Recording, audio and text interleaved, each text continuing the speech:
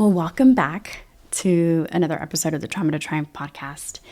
This is episode number 75, and we're talking about right versus wrong. And this issue that I have found my clients constantly grappling with. I'm a coach. I have been practicing for a little over almost 3 years. I am 42. I'm a single mother. I'm an entrepreneur. I have worked with now hundreds of men and women, mostly women, and now specifically I'm working with women, working with them one-on-one to help them heal from the effects of past experiences, mostly with helping them with their mind, with their subconscious mind, helping them with their self-concepts, helping them with manage their emotions, their thoughts, all the things. And something that I've been coming across recently with my clients, and something I used to struggle with incessantly, was this thought or this idea that I didn't know what I wanted, and not knowing what was right and what was wrong, really being scared to make a decision and feeling like I literally did not know what to do. And I'm pretty active on Instagram if you follow me there.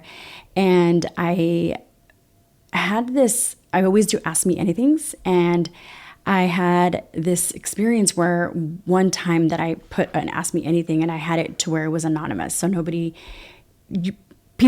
didn't know who was sending me the message, like who was asking the question. And I must have had, I kid you not, maybe 20 people ask, how do I know when I should get a divorce? How do I know if I should get a divorce? How do I know, how do I tell the person? Or when will I know? When will I know when to leave? When do you know if it's the right person? And it was just but it was all around divorces. And many of them were women, because they would say, I don't know how to tell my husband. I don't know if he's the one. I don't know if I married the wrong person. How do I know if I should leave? When? All the things. But mostly it was a bigger issue of knowing whether it was right to get a divorce, because they felt that they were hurting someone or hurting kids, or it was too early, or hurting obviously the family and the spouse and themselves. But it was mostly just like literally not knowing if it was right or wrong to do. How do you know when you should do it? Or is it wrong? Can I do it? And I mean, it was just every question under the sun, but they all asked it in a very different way. But mostly and I think I answered it once or twice because there was different variations of the question. But what I found most interesting is these people were asking me, a perfect stranger, whether they should get divorced or not. And here's my not the question I have, but something that I want to just have people consider when they're asking a question about guidance, about making decisions in their life. I am a perfect stranger, and although I am experienced with a lot of people and making decisions, and I think a lot of people have seen that I have made such a huge change and transition in my life. I came from shit to an unhealthy marriage where I was in so much pain. I had crazy amounts of anxiety, quitting jobs, money issues, overweight, all these things, to now being a very successful entrepreneur, making multiple six figures a year, loving my body, taking really good care of myself, starting a business, and healing from a lot of stuff, and really just transforming my life, changing my life. So when people see people transform their life, it's always I think it's respected. I think for the most part, it's respected, and it's revered. Well, I guess it's the same word, right? But more than anything, I think people are really surprised and want to know, how did you do it? They think there's a silver bullet to it, because the transformation, the change, just making a change, isn't easy. Making a decision and saying this old life fucking feels like shit, and I'm tired of it, and I want to get out of it. And so I guess they see people like me, right? And this is why all these interview shows with these podcasts, you guys see the Jay Shettys, the Lewis Howes, what are some shows that I watch? Stephen, the Diary of a CEO. I love these podcasts. It's really great to see people that are successful in whatever business they're in or in their life, for whatever reason they're successful. We want to know, wow, they're successful. And they always tell the story about how they weren't at one point and how they got there. And it's literally a story of seeing you went from A to Z. That's not easy. How did you do it? And everybody has such different stories, and people have such different issues and different challenges that they had to overcome and different struggles. And then they all went different ways. They all did really different things. And so we all want to know, like, we're really interested to see the transition of the process. It is really exciting. I know for me, I watch them or listen to them all the time because I am really inspired by people's how they made the moves.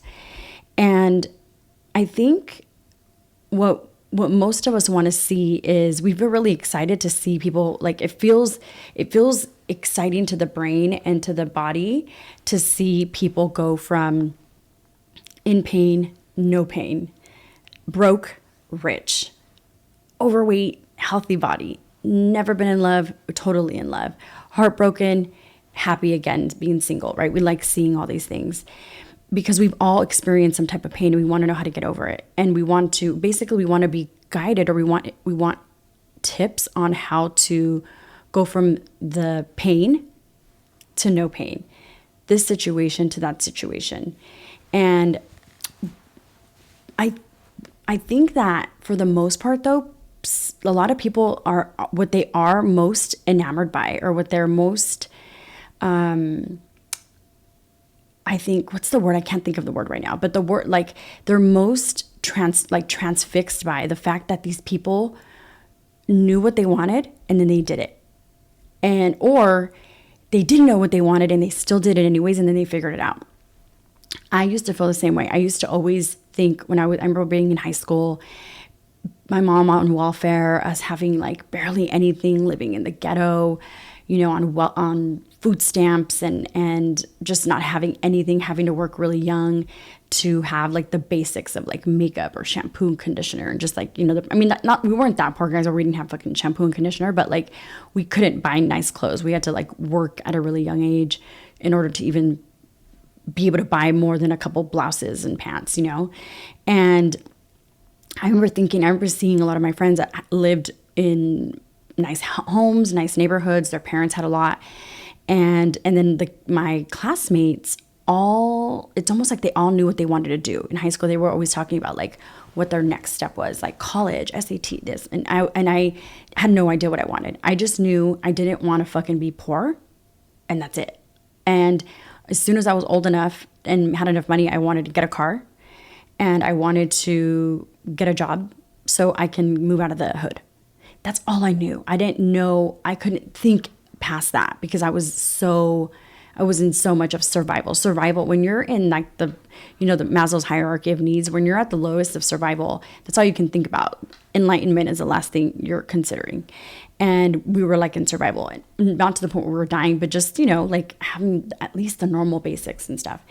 And so I just wanted a job, money, move out, because there wasn't 94 people in our house. Like my mom had 8 kids and there was a lot of us, and we lived in a 2-bedroom apartment with my older sisters were gone. So there was like 5 of us kids with my mom and in the hood. Maybe like how big was our apartment? It couldn't have been more than like 800 square feet. I don't know. It was tiny. So, I remember seeing my friends and it seemed like they all knew what they wanted to do. And I never understood how they knew so quickly, or how they even knew that. Now in hindsight, I realize they had so much stability and normalcy and like the basic needs that they had the capacity to think past that. They had an ability to think bigger and past survival. And that wasn't a luxury that my sisters and I had. Or all my siblings. And so we were always just like, what do we need to do? And so I never knew. And so all my 20s were just like survival. And I was just stuck in survival. And I remember feeling like I didn't know what I wanted to do. Everything scared me. I didn't trust myself.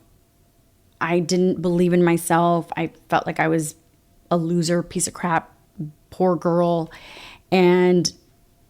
but I remember teachers telling me like I had a lot of potential, or that I was like this or that. And I remember thinking, I'm just a poor little girl from the hood, like we're nothing. And, but yeah, not knowing right or wrong, not knowing what to do. I just went where the world took me and wherever I landed.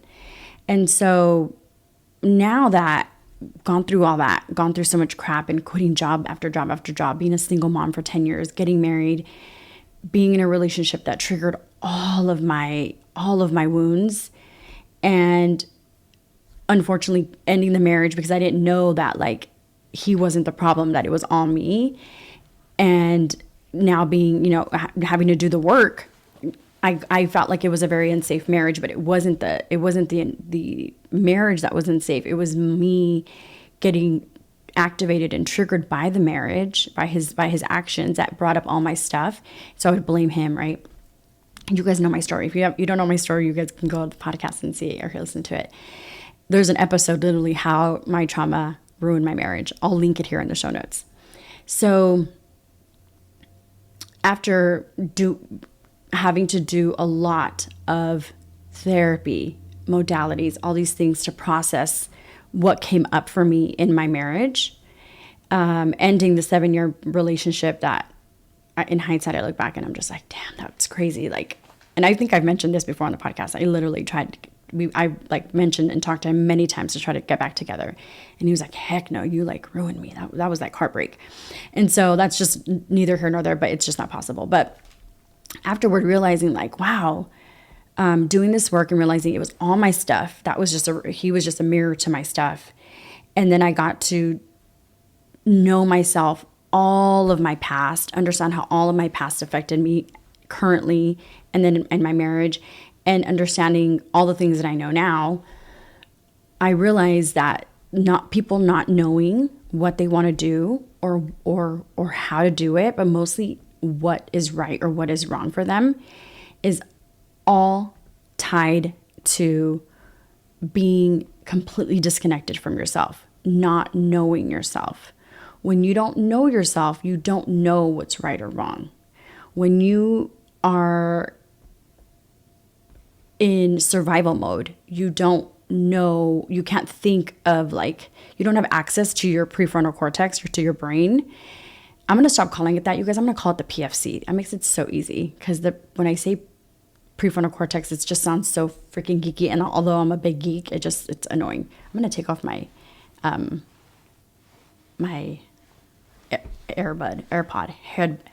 headphone. What's the name of it? I don't know. I don't need to hear myself. And what was I saying? The reason we don't, so I have clients ask me, let's go back to this. I have clients ask me, because I'm reading some of my notes. I always prep for my podcast episodes. So clients will tell me, what should I do? Should I leave or should I stay? When do I leave or when do I stay? And so I'll ask people, what do you want? And they'll say, I don't know what I want. That's what I'm asking. And I believe that if you're already asking the question, this is what I've seen just from all my clients, hundreds of clients, okay, guys, hundreds of coaching clients and myself. If we're asking the question, what should I do? Should I do this or should I do that? It's already a question. You should already know just by asking the question that where you're at isn't somewhere you probably want to be.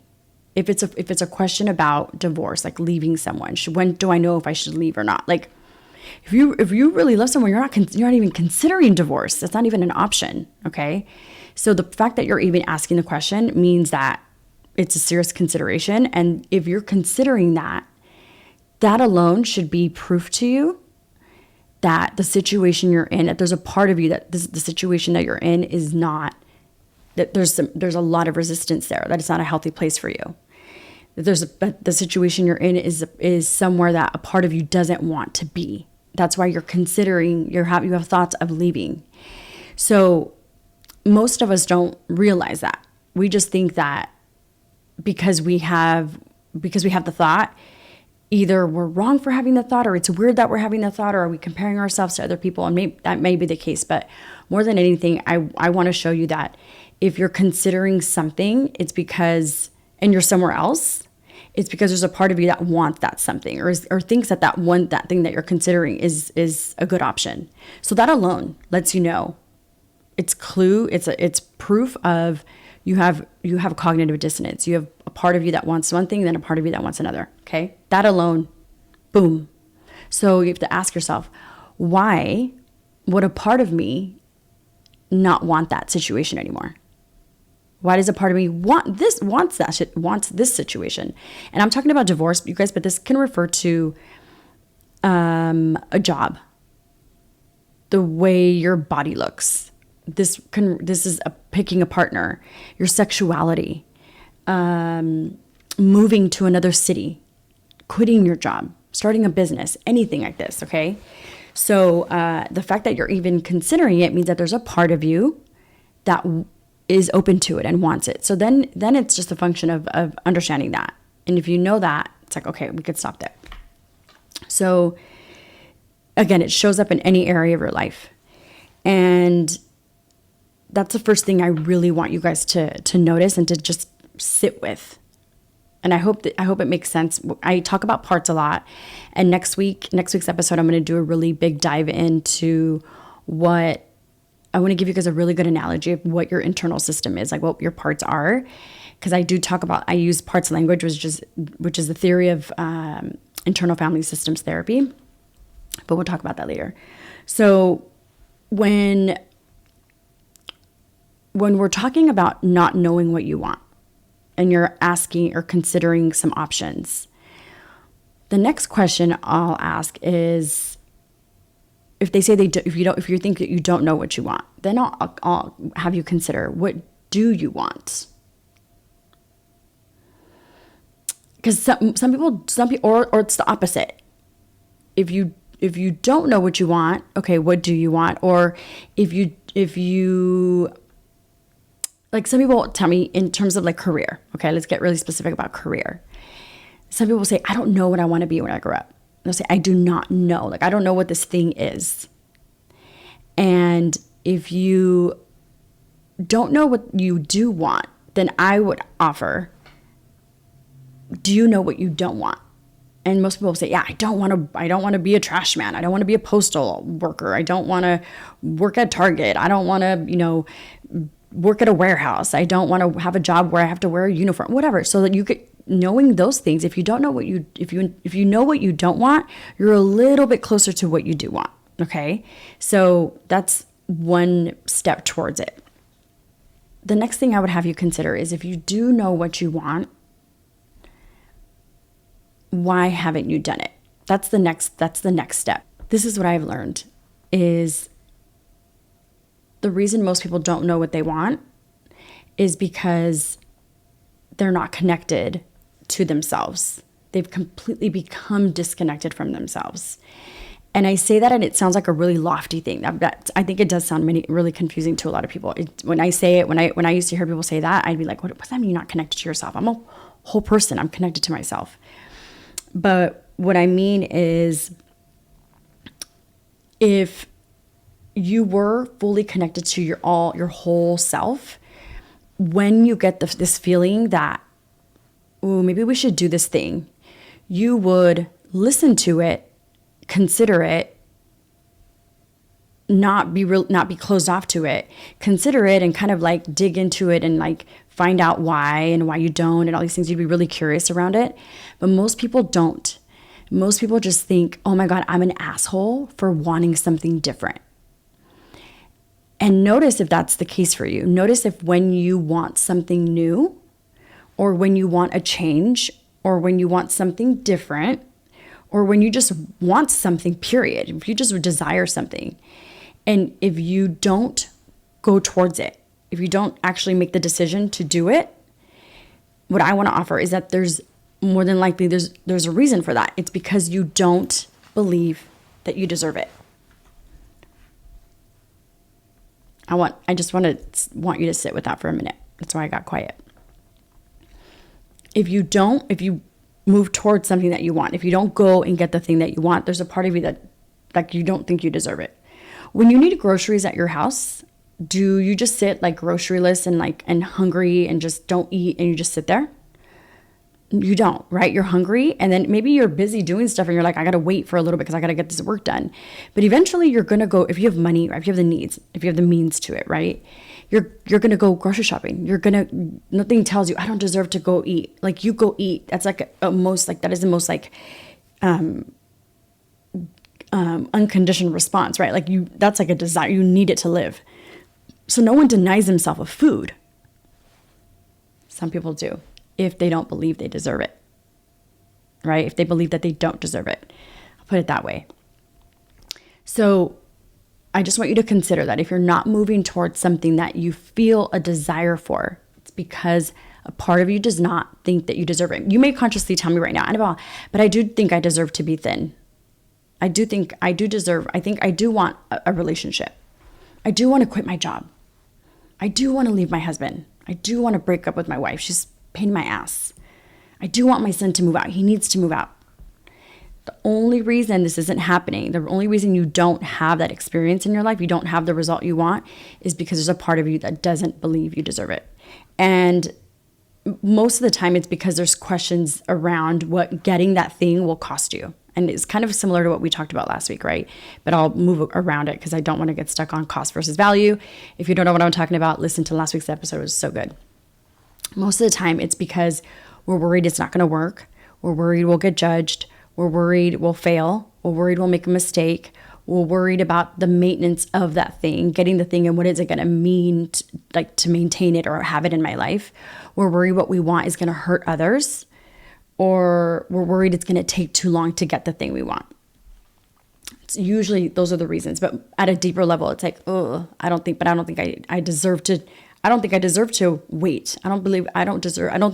to be patient and wait for it. Or I shouldn't hurt other people when I want something else. Okay.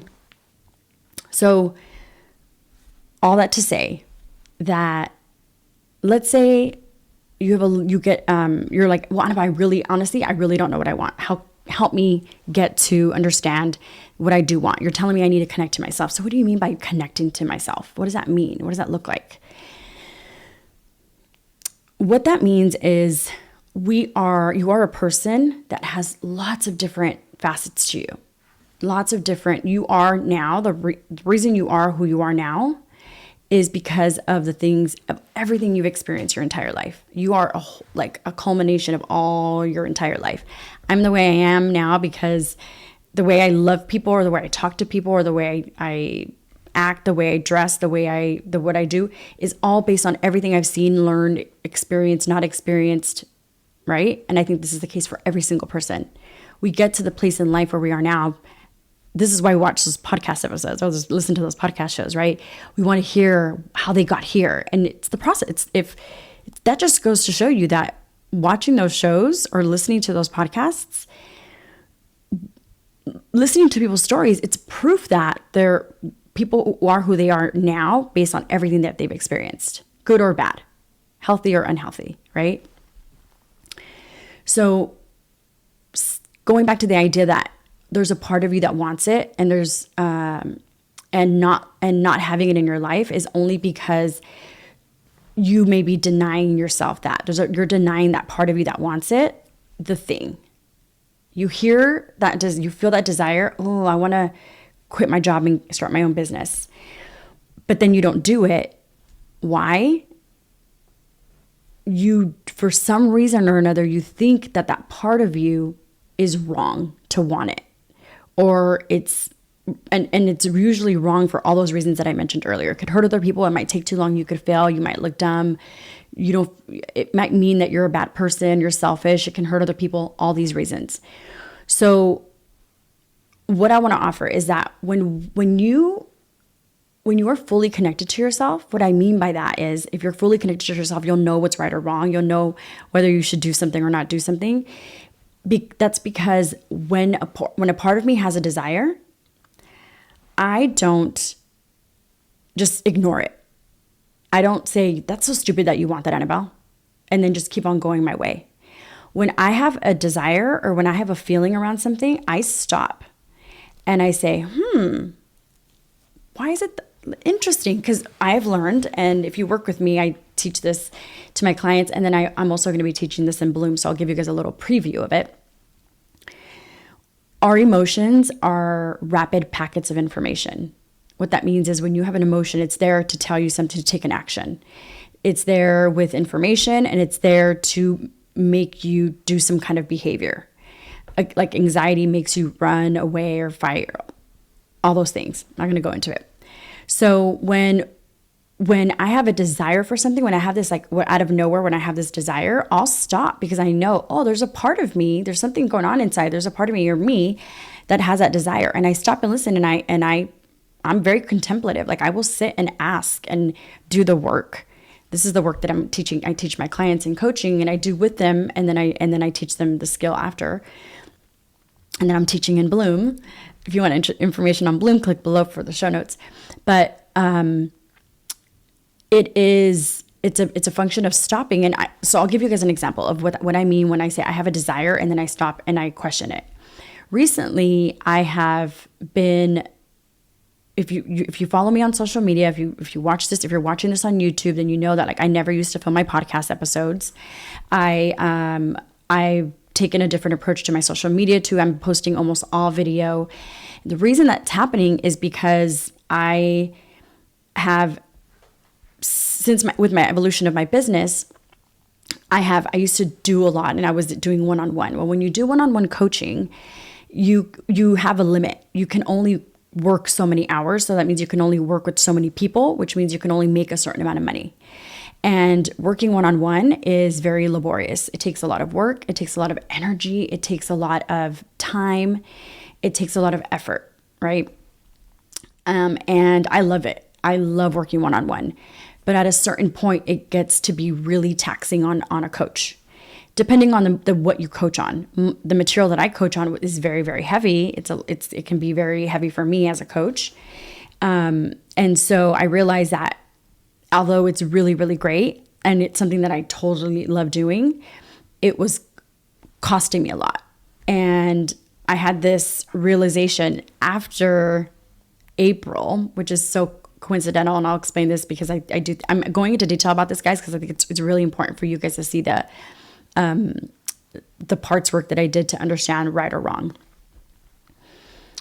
I had a program called Self-Made that I was going to launch. Well, I launched or sold in March, April of this year of 2022. And it was a program to help coaches launch their businesses and then to remove all the blocks that are keeping them from launching their coaching businesses. And I did this because there was so much demand for it. I had a lot of coaches asking me, how do you do what you do? How do you do what you do? I want to do what you do. And I heard this need from people, and I felt like I needed to help them. And I put together this program, even though I've had so much resistance around putting it together. And now in hindsight, I understand why. And I created it, sold it, was about to launch it, and decided not to. I made over $100,000. It was a 6-figure launch. It was my first 6-figure launch. And I canceled the program, gave everybody their money back. And then a lot of the people still worked with me one-on-one. But it was a big decision because I realized that I was doing it only out of wanting to help other people and do for them. And it wasn't a desire of mine. And I'm so proud of myself and happy that I came to realize that that's what was going on. Because if I hadn't, oh my gosh, I don't know what would have happened. I would have canceled the program midway through. I have no idea.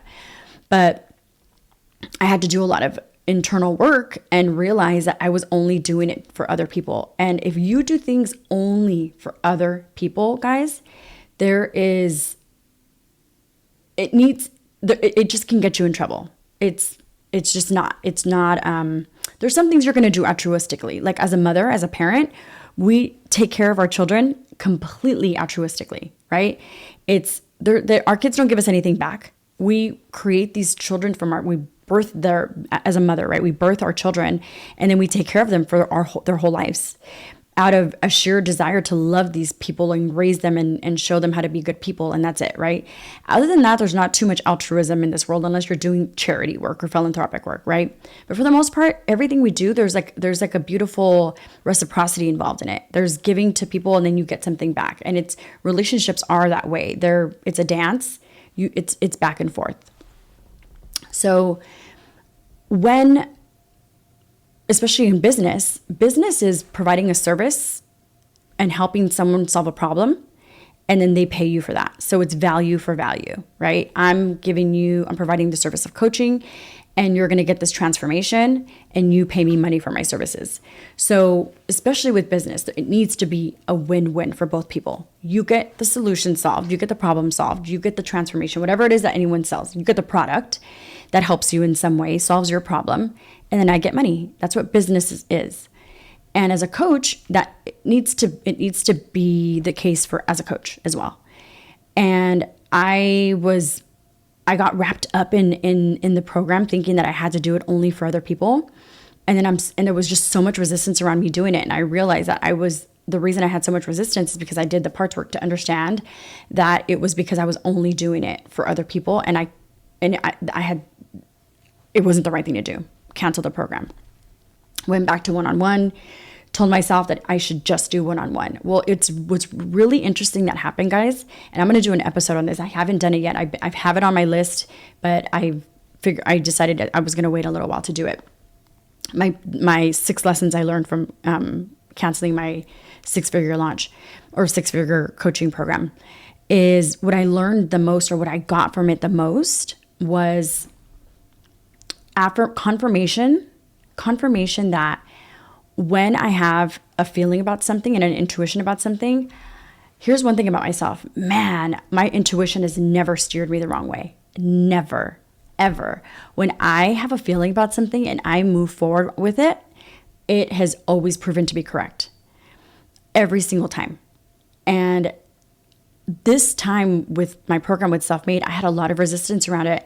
And I kept on thinking like, this isn't the thing to do. And I was like, not listening to myself. I was like, no, what do you mean is that the right thing to do? Like, why is it not the right thing? I'm getting money, they're doing this. And finally, after many months of work, I realized, okay, yeah, this isn't the right thing, canceled it. And what I learned from it was, again, my intuition never steers me the wrong way. Nobody was upset. None of those people, at least they didn't tell me. And I talked to every single person. If anything, every single person that was in the program, because it was 25 people that joined the program, they all told me it's so impressive to see you like honor your feelings and your needs and honor your business and do the thing that, even though it's uncomfortable, it ultimately ended up serving everybody in the long run. Everybody was like, wow, that was impressive. And so if anything, I believe that doing the right thing is always it benefits everybody, even though it can hurt people in the short term. So I learned that, my intuition's always right. And then I still had basically almost a 6-figure launch right after that with my one-on-one clients. I made like $75,000 or something, which was great.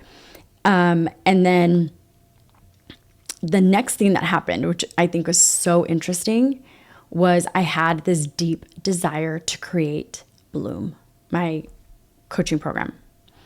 And what's interesting is when I didn't do Self-Made, which is a group coaching program, it was my first group coaching program, I told myself, I could only do one-on-one. I should just keep doing one-on-one, one-on-one, one-on-one, one-on-one. That's what I'm best at. That's what I should do.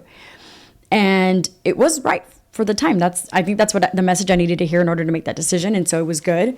But then because I gave myself that space to take it back, go back to one-on-one, I was able to kind of like open up room in my internal system. This is what it feels like to me. And I know it sounds a little woo, guys, but just go with me. When I made that decision and I took that pressure off myself to do the Self-Made coaching program for coaches, what I did get to was I started getting this desire to do Bloom, to work with women.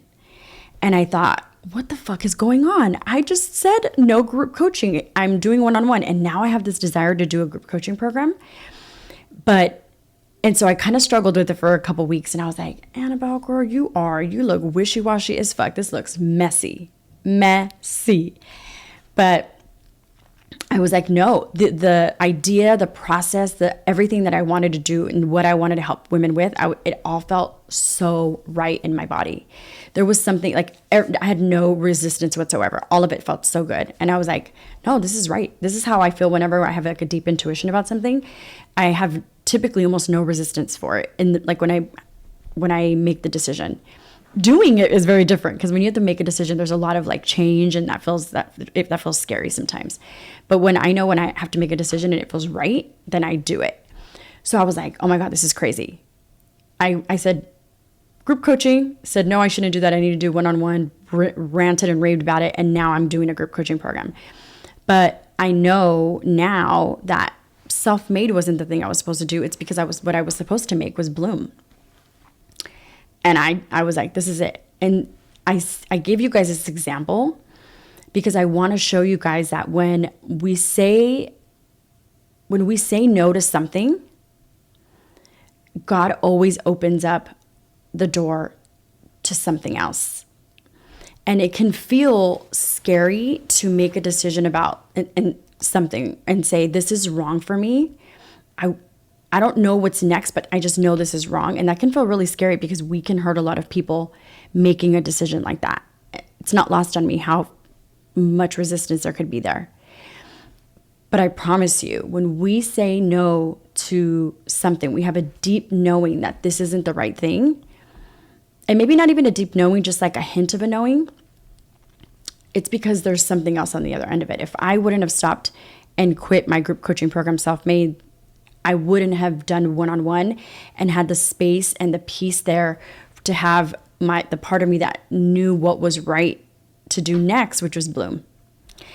And I am so happy I did that. And bloom would never have happened, I think, if I would have been stuck in doing Self-Made. I just know it wouldn't have happened. And that happened because I listened to that part of me and kind of sat with myself and connected to that part of me that was like, why don't I want to do this? What's going on? What am I scared of? What will happen if I do it? What won't happen? And I saw myself go down the trajectory of like just being a business coach. And I knew that's not what I wanted to do this year. It may happen later, but I just knew that that's not the trajectory I wanted to go in. I knew there was still way more personal development stuff that I needed to do with people. And all that to say is that when we're trying to decide what is wrong or what is right, it's really not like, it's not even a question of wrong or right, because it's really about figuring out what's wrong or right for you. You have to really understand what's right for you, and then you'll get to the right place.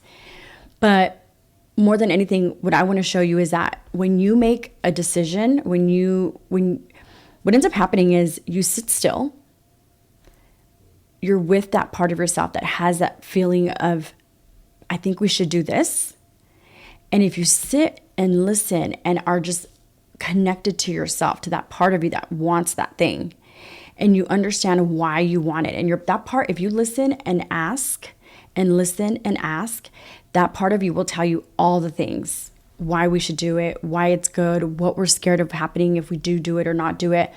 And once you connect to yourself, you are able to, with all the information that part has told you, that fears and desires and needs and everything, once you have all that information, you can then decide, you can make a decision and choose what's right, what's wrong, divorce, not divorce, stay, marriage, kids, whatever the fuck, right? Business. And when you make a decision, guess what happens after that? You get data. Decisions bring data. I love making decisions because I'm always going to get information about whether it's good for me or not good for me. How do you know when something's good for you or not good for you? You feel that shit all in your body.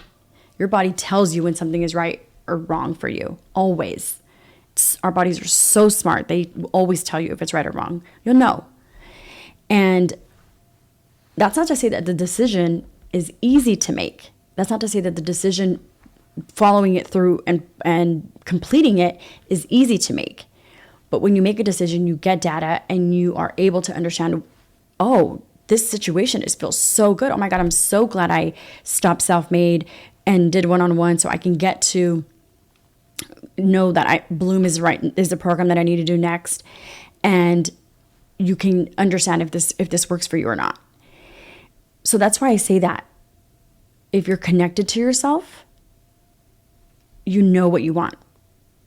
When you're not connected to yourself, you don't know what you want.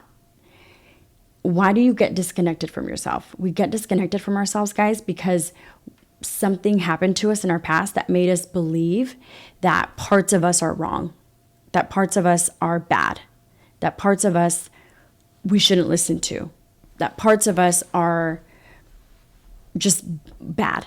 That's the best way to put it, or not worthy. Past experience teaches us stories about the world, stories about ourselves, beliefs about the world, that leaves us with emotions, like lingering emotions based on those past experiences. And it teaches us what we should go towards and what we shouldn't go towards, and how it's going to feel if we do this and what's going to happen if we don't do it. And we have all these different versions of us, all these different parts of us that are really, really smart. But then we also have parts of us that believe certain things are good and certain things are bad based on fear. All these parts of us are the parts of us that experienced something that was so hurtful. And now usually these experiences that we have created a belief about ourselves that now every time that part of us comes up, that version of us comes up with something, or we do something that wakes up that part of us, we want to stifle that part and say, oops, you're dumb. You shouldn't want that. You shouldn't need that. Why do you have that desire for that? You're wrong to want that. I shouldn't want that. We disconnect from our parts. But it's only when we get to know all of our past, and I know it sounds a little like when you do a deep dive into your past and get to know all your shit, then you're gonna feel good. I'm not saying, like, I know that sounds tedious, and I'm not saying you're gonna get to know everything, but we do want to understand ourselves. We do need to understand ourselves, because when we understand ourselves and we understand what happened to us and we accept what happened to us and we understand that it didn't mean that we're bad people, that something bad just happened to us. When we understand that, it helps us love our parts, or love that part of us, and it lets us be more connected to ourselves, and we are more whole. We're not what I would call like not integrated. This is a concept I'll be teaching in Bloom, and I'll probably be teaching it a little bit here in the podcast, but we have what's called coherence. We have this logical understanding of everything. We have our narrative, our story about ourselves. Our narrative is logical, and it makes sense, and it's full and complete. When we avoid certain parts of us, when we don't get to know certain parts of us, we don't have connection to ourselves. We suppress certain things that happen to us. We have certain feelings and we shut it down. We numb them out. We get scared and we run away from the thing that scared us. We have a desire and we say, nope, you shouldn't want that. And what we're doing in all those instances is literally disconnecting from ourselves. We're suppressing, we're numbing, we're ignoring, we're shunning, we're shaming. And that creates a disconnection from yourself. And when you're disconnected from yourself, you don't get to really know what you really want. And it's only when you connect to all your parts and you understand all your parts that you really are clear on what you want and what you don't want, what you need, what scares you. You just know all these things about yourself. So now, like, for example, with me, when I want something, I'm not going to sit here and say that I don't question everything that I want, but I don't shun it. I used to judge myself for wanting things before. I used to say, you don't deserve that. Who are you to think that you could be a millionaire? Who are you to think that you could coach people? Who are you to think that you can help other people? Who are you to think that you can have a soulmate and be super successful and just have it all? And the reason I used to think that is because I didn't like the parts of me that wanted those things, or I had a deeper belief about myself that I didn't deserve any of these things. I wasn't connected to the parts of me that wanted it. And as I've been doing a lot of this work, I hate calling it work. I hate that. We need to come up with another term for it. As I've been on this journey, just kidding, of really connecting to myself, I guess that's what it is. I have, when I have a desire for something, I move forward with it, and I don't question it very much. I just get introspective and I say, why don't I want this? Oh, okay. Or why do I want this? Okay. Why doesn't this work? Okay. I don't just deny it and say, I'm dumb. You shouldn't judge people. It's like, wait, why am I judging this? What feels scary here? And I listen and I'm like, oh, it's because of this. I'm willing to, when I feel something or hear a thought or have a desire or have a fear or an anger or any emotion towards anything, this is information that a part of me is trying to give me so that I can know what to do next. And that's just plays in perfectly into how I've explained that when you have a desire for something, it's just proof alone that there's a part of you that wants it. So why aren't we considering it? Why aren't you sitting and asking yourself, why do I want this? Should I do it? Oh, maybe it's a good thing to do. I believe most of us just don't know how. We haven't been taught how to do it. And it's the most essential skill that we need to have, is how to be with ourselves. We've been taught that it's dumb to have emotions or be too emotional or, be all in your feelings. Or they think it's cuckoo to like listen to yourself and be introspective. It's getting more mainstream, but you get more connected to yourself when you do this type of work. When you do this type of, I'm literally determined to come up with another word for this, guys. I hate I guess it is work. It's not really work, because the way that I see it is it's a being. You're just being with yourself. It's actually the complete opposite of working. It's just being. When you're just being, that's what we need to call it. When I've been being with myself, instead of when I've been working, when I've been doing the work, when I've been doing the existence, I don't know. This is when you get closer to yourself, closer to your needs. You wipe out, and you not wipe out, but you just get to know all the reasons why you have all the feelings that you have, the thoughts that you have, the desires you have, the fears that you had. And once you know all those parts, they're all fully integrated into your conscious awareness. And now when you have a desire, you don't shun yourself for it. You're just like, I wonder why I have it. And it does come with healing. Unfortunately, it does come with healing a lot of trauma. It does come with maybe therapy or some coaching, or it comes with doing the introspective work of connecting to yourself. And it is a strategy. It is a skill that you can learn. This is what we're doing in Bloom. It's about connection. So you can meet all your parts so that you can give yourself space to fully bloom into the fullest version of yourself, right? I wouldn't have been able to create Bloom if I hadn't stopped self-made and given myself the opportunity to create this program, right?